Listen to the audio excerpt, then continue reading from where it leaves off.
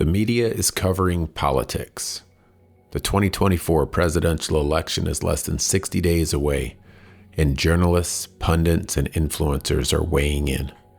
If you haven't been paying close attention, you may have missed a meaningful change that's occurred in the political landscape.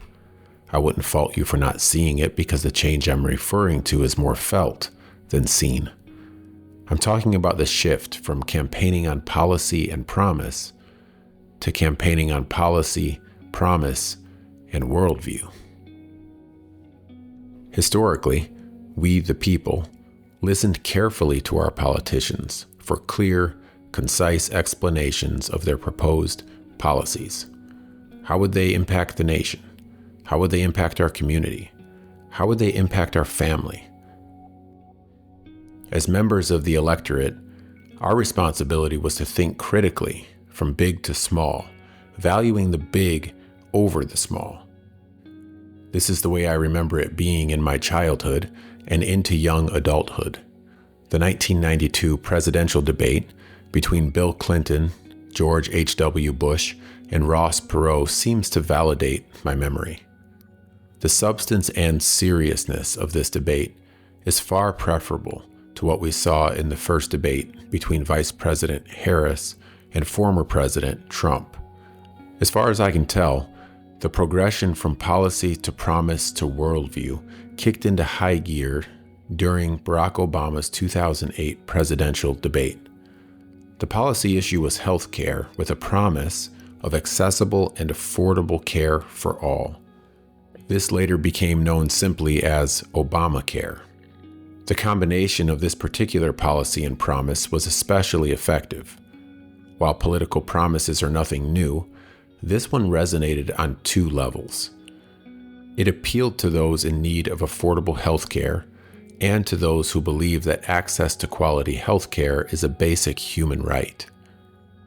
Was the blending of policy, promise, and worldview a stroke of genius, a stroke of luck, or something else?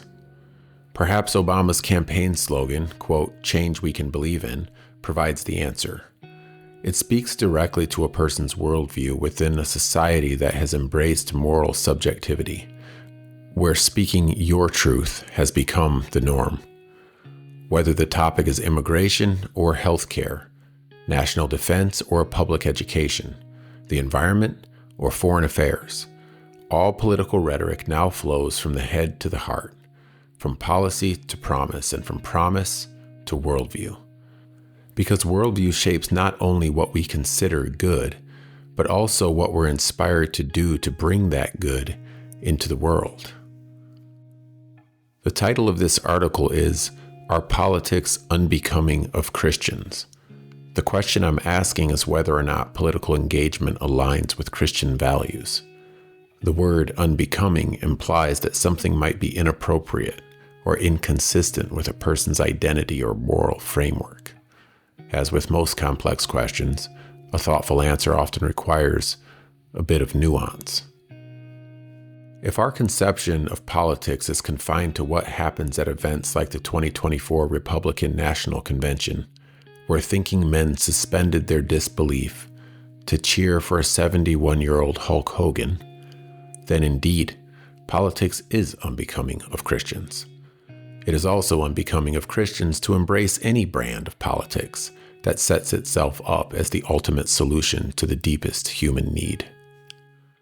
However, if we broaden our concept of politics to include more than just party politics, we see that politics are fundamentally about leaders working to organize society so people can live together.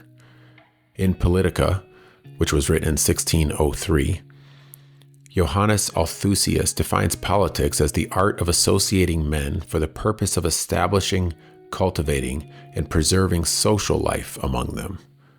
This definition of politics certainly aligns with the framers' understanding as reflected in the preamble to the U.S. Constitution. Quote, "We the people of the United States, in order to form a more perfect union, establish justice, ensure domestic tranquility, provide for the common defense, promote general welfare, and secure the blessings of liberty to ourselves and our posterity, do ordain and establish this Constitution for the United States of America." As Christians, these ideas ought to inspire us. When we consider Althusius' definition of politics and see it reflected in the preamble to the Constitution, we should hear an echo of the mandate God gave to Adam and Eve in the Garden of Eden.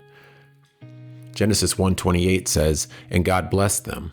And God said to them, Be fruitful and multiply, and fill the earth and subdue it, and have dominion over the fish of the sea, and over the birds of the heavens, and over every living thing that moves on the earth." In one sense, the mandate relates to creation.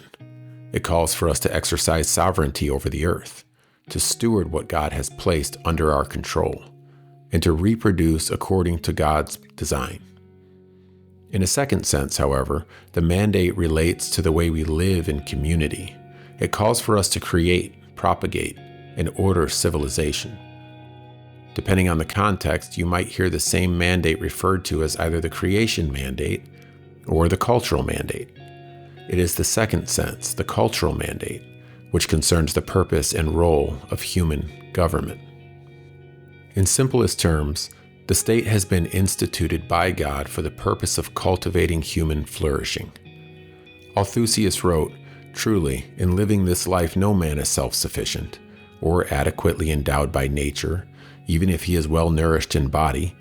He cannot show forth the light of reason, nor in his adulthood is he able to obtain in and by himself those outward goods he needs for a comfortable and holy life, or to provide by his own energies all the requirements of life. The energies and industry of many men are expended to procure and supply these things." Having established that we are meant to live in community with one another, and that the state is instituted by God for our well-being, we can now affirm that politics, in the classical sense, is not at all unbecoming of Christians. On the contrary, to deny these realities is to deny the cultural mandate and to reject the notion that human government is ordained by God. When I survey the evangelical landscape for political engagement, I mainly see two schools of thought. Let's call the first one zealotry. These Christians are often on the charismatic end of the theological spectrum, or lean postmillennial with respect to the end times. Postmillennialists generally believe that the spread of the gospel will transform society, culture, and institutions, culminating in an age of Christian dominance before Christ's second coming. Despite theological differences, I like the fact that this way of thinking is both practical and urgent. Let's call the second school piety.